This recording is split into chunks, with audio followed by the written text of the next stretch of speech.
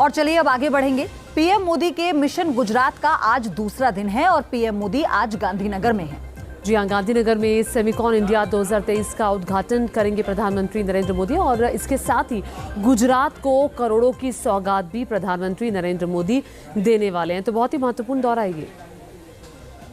तो पीएम मोदी के गुजरात दौरे का आज दूसरा दिन है। पीएम मोदी गांधीनगर में महात्मा मंदिर में सेमिकॉन इंडिया 2023 का उद्घाटन करेंगे। सबसे बड़ी बात यह है कि कल राजस्थान से जो अपने विरोधियों पर निशाना पीएम ने साधा था कार्यक्रम में, आज अपने संबोधन में वो क्या कहते हैं, क्योंकि लगातार विपक्षी गठबंधन इंडिया को लेकर वो कई ऐसे तंज कर रहे हैं, कई उपमाएं दे रहे हैं। कल भी उन्होंने यही किया और आज वो क्या संदेश देते हैं, आज वो क्या नया तीर छोड़ते हैं, ये भी देखना होगा। और देखिए वो भी ऐसे वक्त में जब संसद नहीं चल रही है, विपक्ष लगातार बवाल कर रहा है और विरोध कर रहा है। उधर अविश्वास प्रस्ताव का नोटिस जो स्वीकार हो चुका है लोकसभा में, इधर राज्यसभा में हंगामा जारी है और इधर प्रधानमंत्री एक के बाद एक इंडिया पर लगातार निशाना लगा रहे हैं, जिसका जवाब विपक्ष अपने शब्दों में दे रहा है।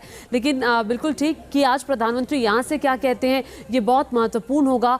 और बड़ी बात ये कि ये दौरा लोकसभा चुनावों से पहले भी बहुत महत्वपूर्ण है, क्योंकि गुजरात प्रधानमंत्री का गृह राज्य है और गुजरात से प्रधानमंत्री जो बोलेंगे उसकी धमक पूरे देश में होगी। बिल्कुल, और सबसे बड़ी बात यह है कि एक बड़ी सौगात वो यहाँ आज देने वाले हैं गुजरात वासियों को। लेकिन इसके अलावा क्योंकि राजनीतिक परिप्रेक्ष्य उनका जो दौरा बहुत महत्वपूर्ण है, जैसा लगातार ज्योति बता रही थी आपको, और इसीलिए यहाँ से उस रणनीति की एक तरह से शुरुआत भी आप कह सकते हैं, क्योंकि इससे पहले भी प्रधानमंत्री मोदी जब यहाँ आए थे तो उसका आकलन ऐसे ही किया गया था। गृह मंत्री के दौरे को लेकर भी यही आकलन किया गया था कि रणनीति तो गुजरात में बैठकर ही बन रही है कि कैसे दिल्ली पर एक बार फिर फतेह पाई जाएगी। और देखिए पीएम मोदी आज गुजरात को 860 करोड़ रुपए परियोजनाओं की सौगात देने वाले हैं, उसका उद्घाटन करने वाले हैं। और बड़ी बात यह कि अभी हाल ही में अयोध्या आपने देखा, जो चुनावी राज्य हैं, जो महत्वपूर्ण राज्य हैं, वहाँ प्रधानमंत्री के ताबड़तोड़ दौरे हुए हैं। भले वो छत्तीसगढ़ हो, राजस्थान हो, जहाँ इस साल विधानसभा के चुनाव होने वाले हैं, लेकिन गुजरात प्रधानमंत्री जाते रहते हैं कुछ वक्त के अंतराल पे। वहाँ जाना वो नहीं भूलते, वहाँ के विकास के बारे में नहीं भूलते, चूँकि गुजरात के ही वो मुख्यमंत्री रहे और वहाँ से सीधे गद्दी उन्होंने दिल्ली की संभाली। अब देखिए अगला टेन्योर का क्या होगा, 2024 का क्या होगा, लेकिन 2019 का वो बयान उनका बहुत ज़्यादा इन दिनों चर्चा में आया, जब 2023 के अविश्वास प्रस्ताव का जिक्र उसमें पीएम ने किया। बिल्कुल, और ये कह दिया था और देखिए जैसा उन्होंने कहा वैसा हुआ भी।